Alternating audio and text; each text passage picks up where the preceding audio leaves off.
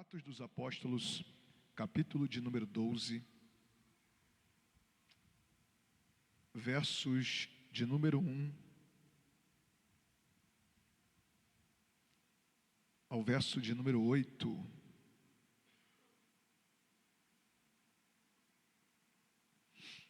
Quem achou, diga amém. Diz assim: Ora, naquele tempo o rei Herodes estendeu suas mãos para maltratar alguns da igreja e matou Tiago, irmão de João, a fio da espada. E ele, vendo que isto agradara aos judeus, prosseguiu e tomou também a Pedro, e eram os dias dos pães ázimos. E havendo-o prendido, ele o colocou na prisão, entregando-o a 4 quaternos de soldados para que guardassem, querendo apresentá-lo ao povo depois da Páscoa. Portanto, Pedro era guardado na prisão, mas a igreja fazia oração sem cessar por ele a Deus.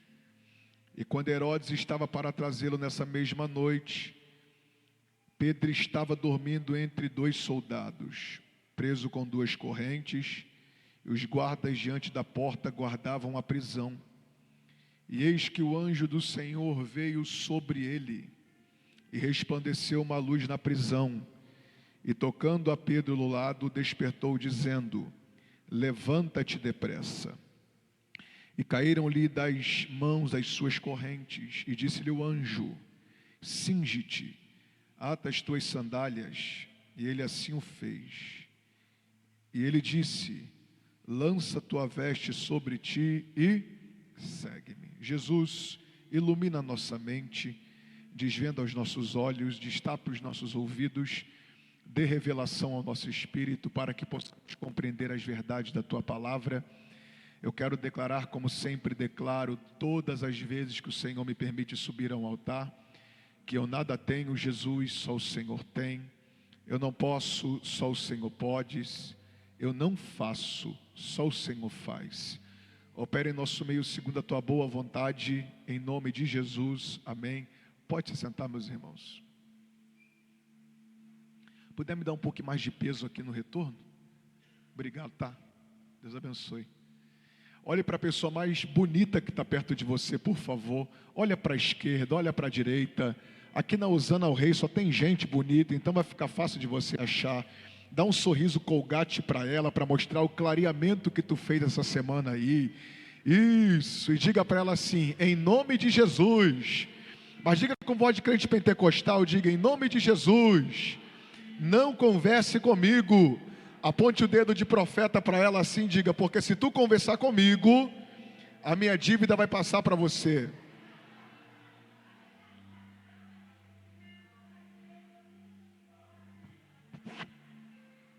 Glória a Jesus. Glória a Jesus. Bem, meus irmãos, Atos dos Apóstolos, ele é o livro que retrata para nós o start da história da igreja. Os primeiros 300 anos da igreja aqui na terra foram difíceis demais. Se nós formos ler livros como Mártires do Coliseu, As Catatumbas de Roma, nós vamos perceber que alguns irmãos nossos, ou por que não dizer muito de nossos irmãos, eles sofreram pela causa do Evangelho. Homens como Calígula, Nero, Domiciano, General Tito, homens que se levantaram na história para tentar destruir o projeto chamado igreja. É por isso que, se eu pudesse te dar um conselho aqui nessa noite, o conselho que eu te daria é que quando você entrar em um lugar como esse aqui, adore mesmo, louve mesmo, glorifique mesmo, porque para chegarmos a um nível de desfrutarmos desse evangelho com tanta liberdade, muitos irmãos nossos morreram pela causa do evangelho. No capítulo 12 do livro de Atos dos Apóstolos, olhe para cá, está tratando para nós um momento de perseguição. Só que quem está perseguindo a igreja aqui agora não é nenhum desses homens que eu aqui falei para os irmãos. Quem está perseguindo a igreja aqui agora é um homem nomenclaturado, Mateus, como Herodes. Herodes não é o seu nome. Herodes é uma nomenclatura. Até porque no Novo Testamento a Bíblia nos relata 4 Herodes. Quantos Herodes? Quantos Herodes? 4 Herodes. Herodes o Grande, aquele que fez o recenseamento para matar Jesus. Herodes Antipas, aquele que mandou decapitar a cabeça de João Batista e colocá-la numa bandeja de prata. Herodes Agripa I, esse que nós lemos aqui sobre ele. E Herodes Agripa II, aquele que esteve com Paulo em Roma, julgando a Paulo. Se nós formos ver e ler e estudar a biografia de Herodes Agripa I, nós vamos perceber que ele era um homem muito cruel, que tinha medo de perder o seu trono, e de que revoltas acontecessem no seu reinado, fazendo com que ele viesse a perder o trono que havia o estabelecido. A Bíblia vai dizer que ele agora tem uma ideia, capítulo de número 12, versículo de número 1 de Atos dos Apóstolos. Qual é a ideia? Eu vou perseguir, eu vou matar, eu vou aniquilar a igreja. E na primeira incursão que ele impõe contra a igreja, a Bíblia diz que ele pega um dos apóstolos chamado Tiago, irmão de João. Ele pega Tiago e mata Tiago. Só que no versículo de número 3, a Bíblia diz o seguinte: e vendo que isto agradara aos judeus, prosseguiu, tomando também a Pedro, encerrando na prisão. Olha isso aqui, nesses 3 primeiros versículos, nós conseguimos ver uma característica do caráter desse Herodes aqui. Percebemos que a primeira incursão foi fruto de uma ideia dele. Ele olha, percebe que a igreja está avançando e crescendo, e que a igreja agora se tornou uma inimiga de Roma. Ele pega Tiago, um dos líderes da igreja, e mata. Só que a segunda incursão que Herodes impõe contra a igreja, a segunda perseguição que ele impõe contra a igreja, é uma perseguição que não é advinda de uma ideia que ele está em seu palácio e ele planeja. Nós percebemos que a segunda perseguição que ele impõe contra a igreja, que ele prende Pedro, é uma perseguição influenciada por algo externo, por influências externas. E qual é a influência externa, sendo bem redundante, que influencia Herodes a perseguir a igreja pela segunda vez? Versículo de número 3. Vendo que isto agradara aos judeus. Herodes aqui, ele impõe a segunda perseguição contra a igreja, porque ele percebeu que aquilo que ele fez, pegando Tiago e matando Tiago, tinha agradado a massa, tinha agradado a maioria. E a característica desse Herodes aqui, é que esse Herodes, ele fazia de tudo para consolidar o seu trono. Ele fazia de tudo para que o seu reinado viesse a ser instaurado. Para esse Herodes aqui, não importava o que ele estivesse fazendo, desde que o seu trono fosse consolidado, para ele estava tudo bem. Para esse Herodes aqui, não importava se o que ele estava fazendo estava ferindo o irmão dele. Para esse Herodes aqui, não importava se o que ele estivesse fazendo estava arrebentando a família de alguém. Para esse Herodes aqui, não importa se o que ele estava fazendo estava matando alguém. O que importava para ele é que o seu trono fosse consolidado. O que importava para esse Herodes aqui é que o dinheiro das províncias de Roma continuasse entrando no seu bolso. O que importava para esse Herodes aqui é o aplauso, é o nome dele sendo ovacionado. E enquanto eu meditava nesse texto, Deus me fez entender que estamos vivendo a geração em que o espírito de Herodes, ele tem tomado conta de algumas igrejas da atualidade. Eu não digo apenas de algo local, mas de forma mundial. Como assim, Ezequiel? Homens têm se levantado com os seus tronos, que para eles não importa o que eles estejam fazendo. Para eles não importa se a revelação que eles estão entregando é fruto de pesquisa ou uma revelação mentirosa. O que importa para eles é o aplauso da maioria, é o glória a Deus que sai da igreja. O que importa para eles é o movimento da massa. Estamos vivendo uma geração em que muitos pregadores têm 2 esposas, 2 maridos, vive uma vida promíscua por aí. Mas não importa para esse tipo de pessoa se a vida que ele está vivendo é uma vida errada. O que importa é que os cartazes estão com suas fotos pelo Brasil inteiro, e o dinheiro das igrejas continue entrando no seu bolso. Só que o mesmo Deus que falou isso para mim, que o espírito de Herodes tem tentado entrar em algumas igrejas da atualidade, foi o mesmo Deus que mandou dizer para a igreja de Cristo nessa terra, dizendo: diga para a minha igreja que o espírito de Herodes está com os dias contados no seio da minha igreja, porque eu estou levantando uma geração que tem compromisso com a verdade. Eu estou levantando uma geração que não tem compromisso com aplausos, não tem compromisso com cartaz, não tem compromisso com que o seu nome fosse ovacionado. Mas eu estou levantando uma geração que está baseada em João capítulo 8, versículo 32.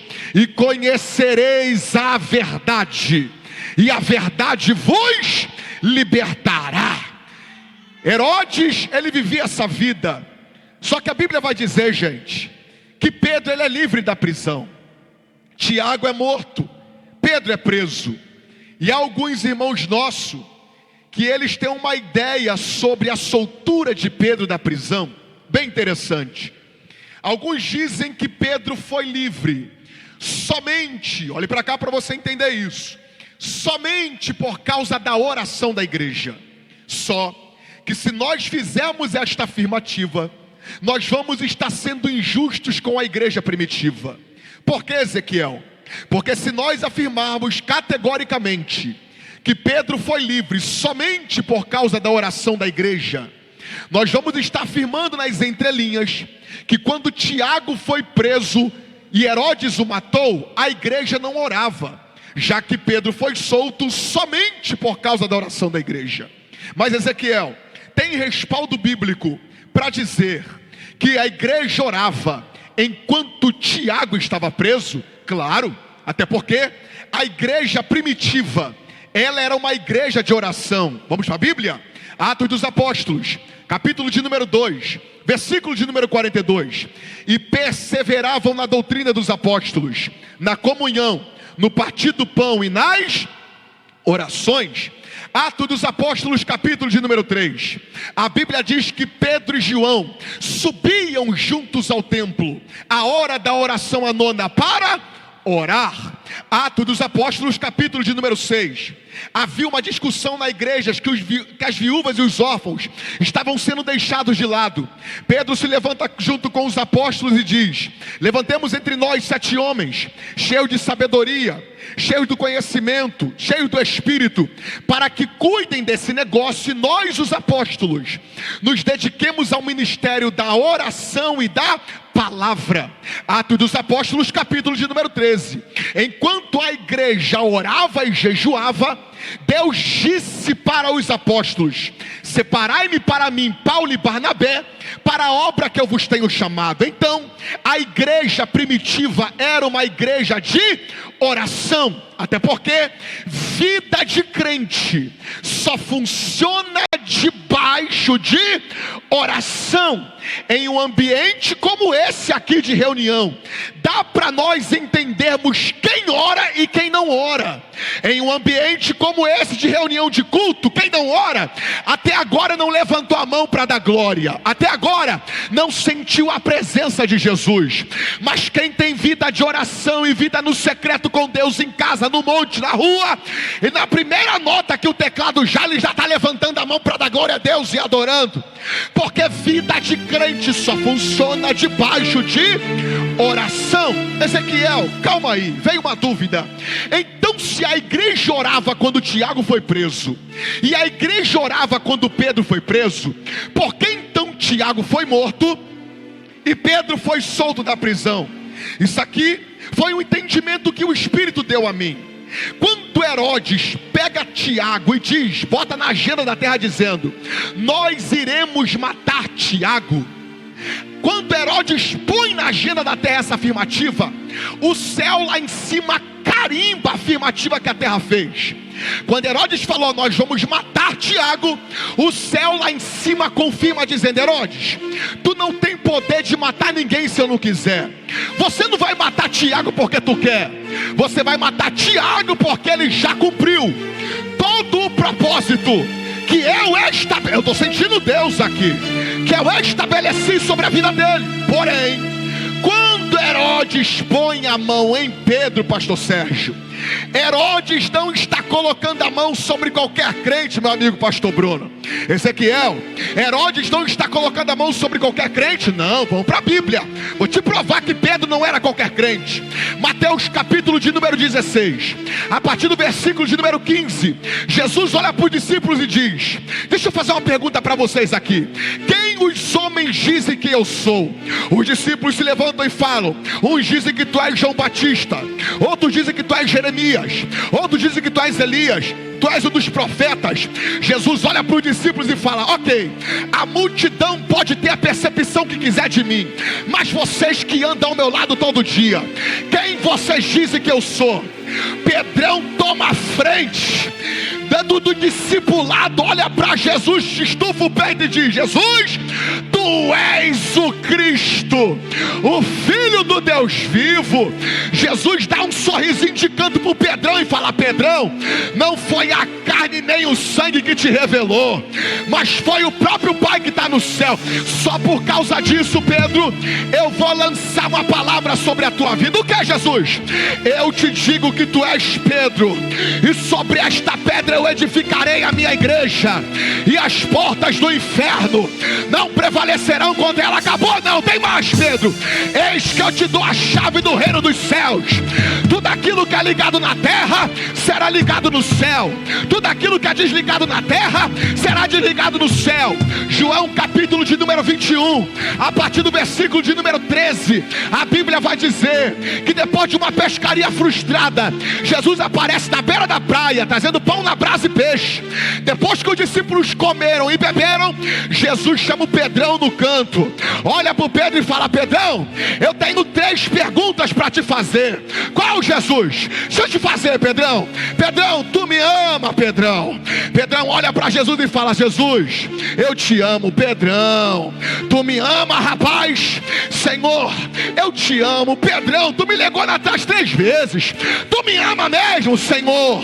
Tu sabes que eu te amo. Porém, depois de toda a afirmativa que Pedro dizia: Senhor, eu te amo, tu sabes que eu te amo, Senhor, eu te amo, Jesus dizia para ele: apacenta as minhas ovelhas, apacenta os meus cordeiros, apacenta os meus cordeirinhos. E o que é que tem a ver isso, Ezequiel? Quando Herodes põe a mão em Pedro, Herodes está colocando a mão sobre alguém que Jesus tinha liberado uma promessa sobre ele, que ele cuidaria e seria o pastor da igreja primitiva. E não somente colocando a mão sobre alguém que tem uma promessa, mas colocando a mão sobre alguém que tem uma promessa e que anda no caminho da promessa. Ezequiel, porque você completou a frase dizendo que anda no caminho da promessa? Porque tem uma frase que o homem inventou e colocou na boca de um monte de crentes por aí. Qual é a frase? Quem tem promessa de Deus não morre. Mentira, mentira para você. Morre sim. A Bíblia vai dizer, vamos para a Bíblia, que o povo de Israel recebeu uma promessa, queria sair da terra do Egito e entraria em Canaã. Porém a maioria do povo, profeta, decidiu viver uma vida que não era o caminho da promessa. Somente a geração de Josué e Caleb, que andou no caminho da promessa, que entrou na terra de Canaã. Neste exato momento, às 8h43 10 da noite. Tem alguém, Mateus, cheio de promessa, com uma pistola no meio da cara, recebendo um monte de tiro, porque apesar da promessa, decidiu viver um caminho que não é o caminho da promessa. Neste exato momento, às 8h44 da noite, tem alguém cheio de promessa, dentro de um CTI, no último estágio do HIV, porque decidiu viver uma vida que não era o caminho da promessa. Mas eu duvido do homem na terra e Satanás no inferno tocar em um crente que tem promessa e que anda no caminho da promessa. Urimicanjorévia. Agarre a mão desse crente aí. Agarre a mão desse crente aí. Agarre a mão desse crente aí. Balança ele e diga: anda na promessa. Acorde com a promessa. Durma com a promessa. Coma com a promessa. Porque quem anda no caminho da promessa, Satanás não toca.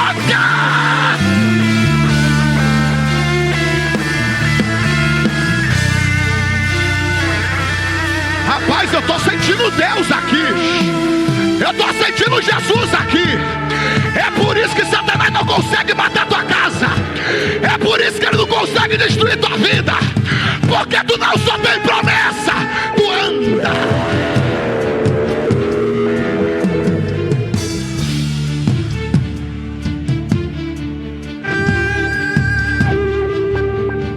Olha isso aqui.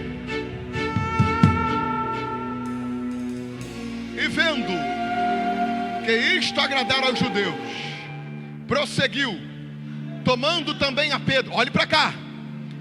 E eram os dias dos pães ázimos. Eu não vou explicar historicamente detalhado o que é isso, mas é uma festa conjunta à Páscoa, comemorando a saída dos judeus do Egito rumo à terra de Canaã. A Bíblia diz que o império estava em festa e a igreja estava em luto pela morte de Tiago e pela prisão de Pedro.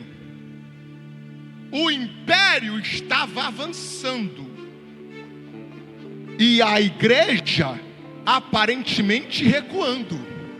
Olhe para cá. O império estava crescendo, a igreja estava aparentemente diminuindo seus membros. Você percebeu uma coisa? Que a igreja nunca vai andar na mesma mão que o sistema anda. Se o sistema está no sul, a igreja está no... Se o sistema está no leste, a igreja está no oeste. Se o sistema sorri, a igreja está chorando. Por que isso, Ezequiel? Porque o Deus que manda lá fora não é o Deus que manda aqui dentro. O rei que manda no sistema lá fora não é o rei que manda aqui dentro. A lei que predomina lá fora não é a lei que predomina aqui dentro. Ezequiel, a lei que predomina lá fora não é a mesma lei que predomina aqui dentro? Claro que não. Vou te provar. Lá fora a lei é o seguinte: ninguém nasce homem e ninguém nasce mulher. Aqui dentro a lei é outra. Qual lei, Ezequiel? Deus fez macho e Deus fez fêmea. Lá fora tu pode ter quantas mulheres tu quiser, quantos homens você quiser. A lei lá de fora diz isso, mas aqui dentro não. Aqui dentro a lei é outra. Deixará o seu pai e a sua mãe e se unirá a sua mulher. Aqui dentro é só uma. Aqui dentro é só um. Lá fora o corpo é teu, a vida é tua, tu faz o que tu quiser. Mas aqui dentro a lei é outra. Qual lei, Ezequiel? Não sabeis vós que o vosso corpo é templo do Espírito Santo e que o Espírito Santo de Deus habita em vós? Lá fora pode abortar à vontade. Um feto não é gente, é célula. Aqui dentro não, Satanás. Aqui dentro ela é outra. Qual é, Ezequiel? Antes que te formasse no ventre da tua mãe, eu te conheci. Antes que saísse da tua madre, eu te santifiquei. Eu quero mandar um recado para Herodes. Pode levantar presidente, pode levantar deputado, pode levantar senador, prefeito, vereador. Quem manda na igreja é a palavra, é Jesus. Você pode dar glória a Deus aí, crente?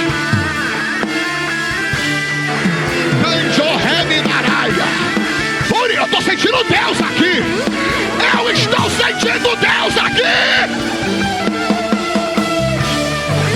És adorado entre nós, tão desejado aqui. Urimicante o reminaraia. Mas nada se compara. Ai meu Deus, é uma glória aqui. Com a glória aqui. Abre a boca para adorar. E eu não sou.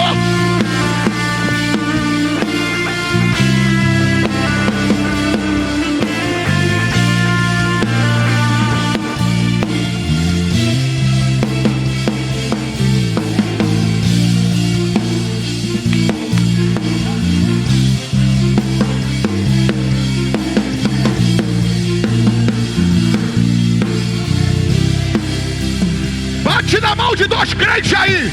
Bate na mão dela e diga: tu tá na Babilônia, mas tu não pertence à Babilônia.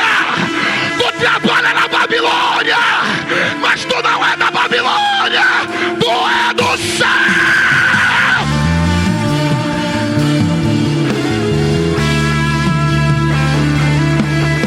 Apareceu uma nuvem de glória aqui. Urimicante horrévia. Urimicalavassúria. Herodes, que se prepare. A geração covarde vai ficar para trás.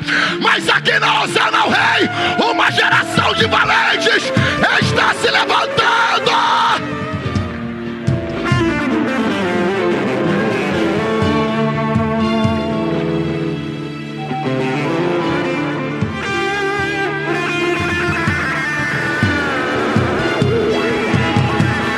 Deus aqui tem glória a Deus aqui, tem. Deixa eu ouvir o glória a Deus da igreja. Sem instrumentos. Eu quero ver quem está sentindo a presença de Deus. Abre a boca para adorar.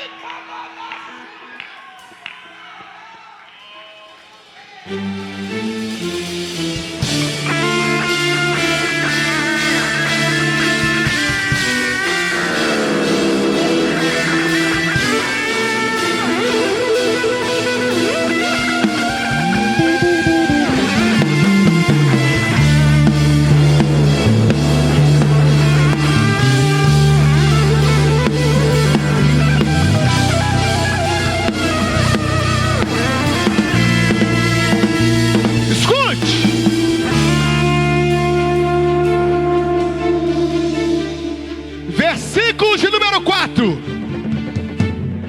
Tendo Herodes prendido a Pedro, olhe para cá. Tendo Herodes prendido a Pedro, o encerrou na prisão. Versículo de número 5. Pedro, porém, era guardado. Repita, guardado. Repita, guardado. Quem escreveu o livro de Atos dos Apóstolos? Lucas, inspirado pelo Espírito. Quem escreveu o versículo de número 4? Lucas. Quem inspirou? O Espírito. Quem escreveu o versículo de número 5? Lucas. Quem inspirou? O Espírito. Mas parece que há uma divergência aí. Qual? Versículo 4 diz que Pedro foi preso. Só que o versículo 5 diz que Pedro era. Se o escritor é o mesmo e quem inspirou é o mesmo, por Porque no versículo 4 diz que ele foi preso, e no versículo 5 diz que ele está guardado. Porque o versículo de número 4 é Lucas retratando o âmbito da terra. Eu gosto de crente inteligente. Quando faz assim, meu Deus, assim me anima. Por que, Ezequiel? Porque Lucas, quando está escrevendo o versículo 4, ele fala assim, vou botar aqui, inspirado pelo Espírito: tendo Herodes prendido a Pedro. Ele prendeu. Só que parece que Lucas vai parar no 4. Só que o Espírito olha para Lucas e fala assim, continua. Não é para parar no 4, não. Porque Herodes está achando que manda. Herodes está achando que prende. Herodes está achando que solta. Ele é o valentão no âmbito da terra. Quando Deus viu Herodes cantando de galo, falando que ia prender e mata Pedro, até então ele estava sentado, pastor. Recebeu Tiago lá em cima. Deus sentadão no trono. Quando Herodes falou, vou matar Pedro, só é o que manda. Deus falou, opa. Continua o 5. O que, Senhor? Quer que eu escreva? Agora bota o âmbito do céu. Na terra ele está preso. E no céu, Senhor? Pedro, porém, era guardado na prisão. Ah, gente, eu queria 10 crentes ligados comigo aqui. Diga para quem está do teu lado, tu não está preso. Diga para quem está do outro lado, tu não está preso. Agora diga para os dois, tu está guardado. Ezequiel, qual a diferença de preso para guardado? Quem está preso é para morrer no outro dia. Quem está preso, o fim está decretado por Herodes. E guardado, vamos lá. Alguém aqui guarda lixo? Quem guarda lixo na tua casa quando vai o lixo? O que é que você faz com lixo? Herodes está dizendo, Pedro para mim não vale nada, é lixo, eu jogo fora, descarto. Mas quando Deus manda, Lucas escreveu o versículo 5, Deus está gritando para ele, eu vou te dar um exemplo da tua vida. Tu não guarda lixo. Você só guarda aquilo que tem.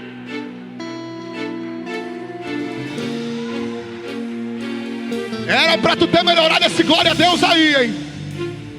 É por isso que a tua casa está guardada. Porque o diabo disse, para mim não vale nada. Esse casamento é o decreto fim hoje. O filho vai morrer na maconha. Aí Deus se levanta do trono hoje e está dizendo, quem é você, Satanás? Para dizer, botar um ponto final na história. Ele não está preso. Ele está guardado. Quem está preso é Herodes dizendo, não prega mais. Pedro nunca mais canta de novo. Ai, Jesus. Pedro nunca mais evangeliza. Nunca mais ora, acabou o ministério. Só que Deus, quando diz que Ele está guardando Pedro, é porque Ele está dizendo no âmbito da gente aqui, normalmente tu só guarda aquilo que tu pretende usar novamente. Quando Deus fala Pedro está guardado, Ele está dizendo, tu vai pregar de novo. Fica tranquilo, tu vai cantar de novo, Pedro. Ai, Jesus. Tu vai evangelizar de novo. Mas, Senhor, tem cadeia do lado de cá, tem cadeia. Calma que daqui a pouco eu estou chegando para quebrar tudo isso. A Bíblia diz que enquanto Pedro estava preso, quem estava orando por ele? A igreja orava por Tiago, sim ou não? A igreja orava por Tiago, sim ou não? Só que quando Herodes prendeu Pedro, a Bíblia diz, e a igreja fazia contínua, constante oração por ele. A Bíblia não diz que a igreja fazia constante oração por Tiago. A igreja orava. Incontestável que a igreja orava. Mas quando foi com Pedro, a igreja entendeu uma coisa. Ela falou assim, o nosso nível de oração em relação a Tiago foi 1. Mas a igreja percebeu que Herodes saiu do âmbito da ameaça e agora estava cumprindo e matando os da igreja. O que a igreja percebeu? Herodes aumentou o nível do ataque.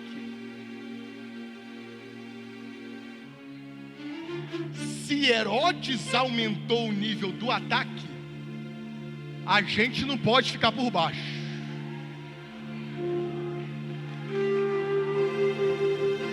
Vamos aumentar o nível da oração.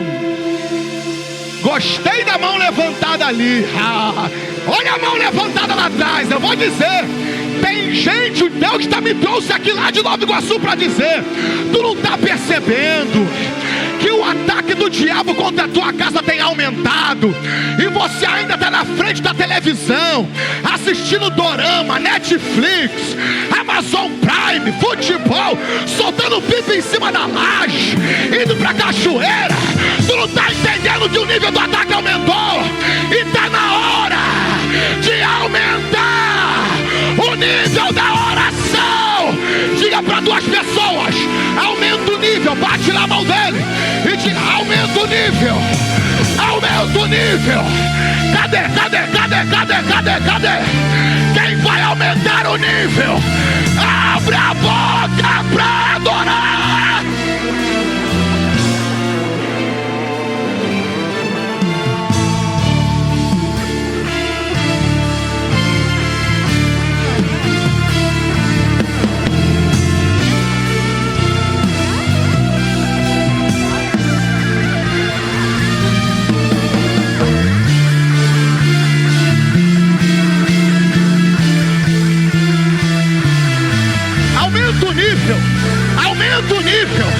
Aumenta o nível.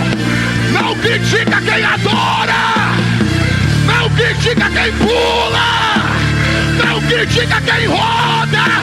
Aumenta o nível.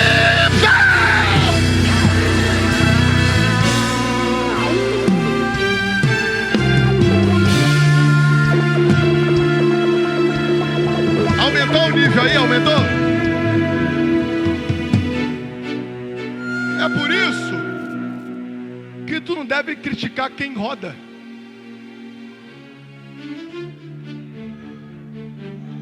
Tu não deve criticar quem corre. Ai, Jesus. Tu não deve criticar quem levanta a mão e adora. Ai, Jesus. Não sei pra que tanta gritaria. Tem gente que só pode gritar aqui dentro, meu filho. Uri, rapaz, desceu uma graça aqui. Tem gente que a válvula de escape é aqui. Não critica não, meu filho. Entra no manto e adora junto.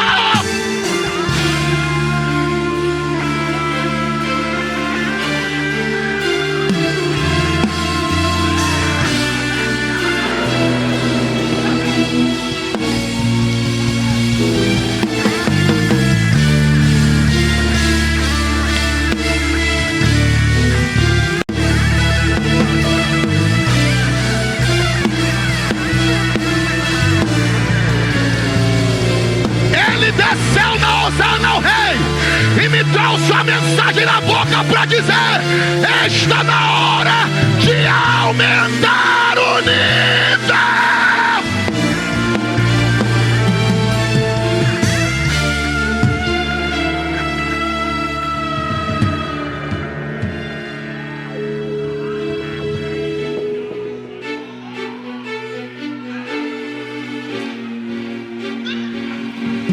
Tem gente que já entendeu isso aqui, gente. Tem gente que já entendeu isso aqui. O diabo achou que ia calar tua boca. Ele falou e disse: eu duvido que ela abre a boca para adorar. Não tem renovo para ela, não tem glória para ela, mas para tua vergonha, Satanás, olha ele adorando aqui, aumentando o nível.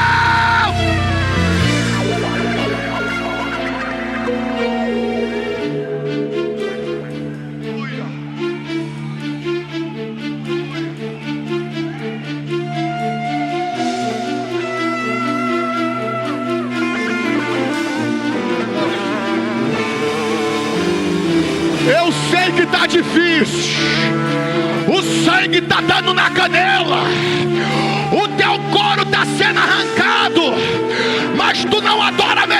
as circunstâncias, quanto mais Satanás ataca, mais a gente aumenta o nível.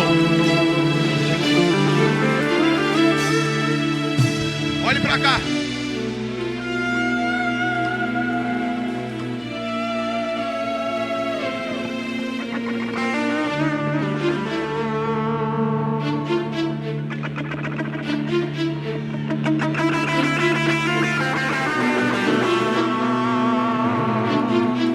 Escute. Pedro está preso, a igreja orando. É por isso que eu não considero jargão de pregador quando alguém fala assim, ó: enquanto tu dá glória a Deus aqui, tem um anjo indo lá. Eu não considero jargão, eu considero Bíblia. Porque enquanto a igreja estava, solta Pedro, Jesus visita Pedro, solta Pedro, vai lá na boca de fumo, solta ele. Ai Jesus, rapaz, desceu uma graça aqui, gente. Vai lá na cachaça, tira ele de lá. A Bíblia diz que enquanto a igreja estava assim, o anjo do Senhor. A Bíblia não diz que desceu sobre a cadeia. A Bíblia diz que desceu sobre Pedro. Por quê?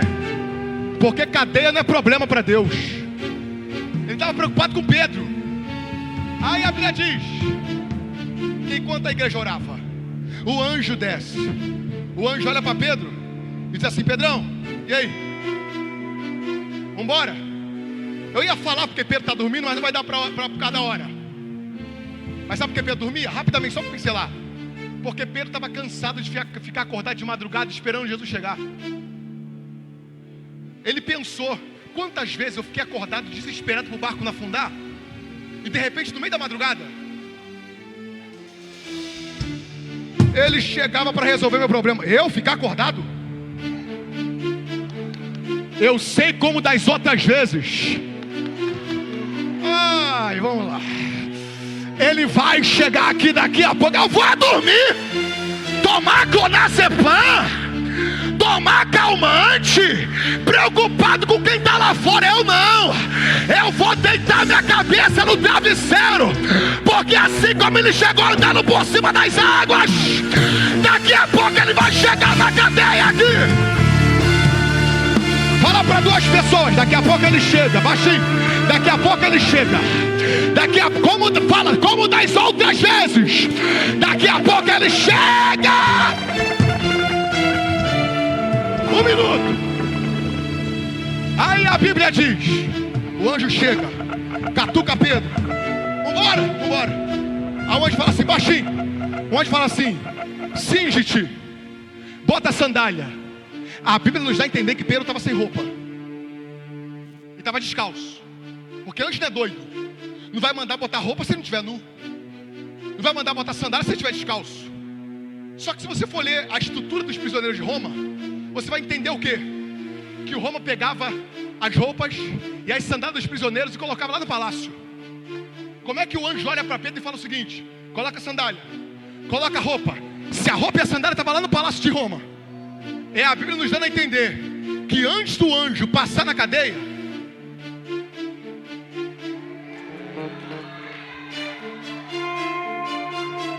ele passou lá no palácio de Roma, olhou para Herodes e falou: devolve tudo que é dele.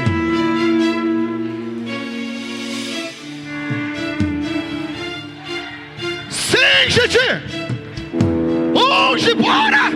Pedro olha para o anjo e fala o seguinte: para tu é fácil dizer para eu sair e ir embora.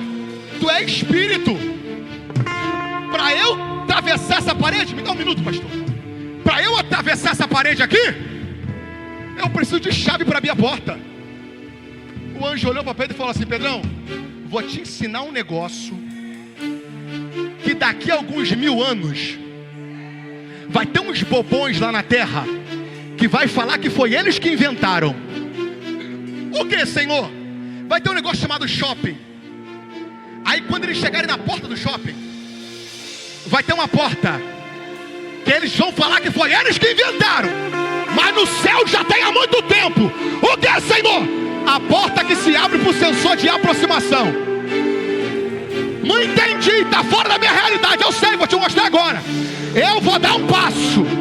Quando eu der um passo, tu dá outro. Fechou? Fechou, Senhor.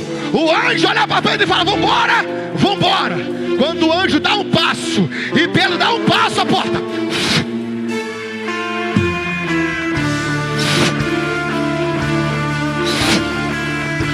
O anjo olha para Pedro e diz: rapaz, como é que pode porta se abrir sem a necessidade da mão humana e da chave? O anjo olha para Pedro e diz: Pedrão, quando Deus quer abrir a porta de alguém, na vida de alguém, Ele não precisa de homem, de indicação, de jeitinho. Ele mesmo desce e abre.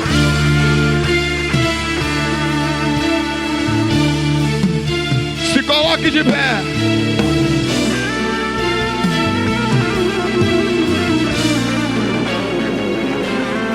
Diga no mínimo para 4 pessoas: a porta está se abrindo hoje.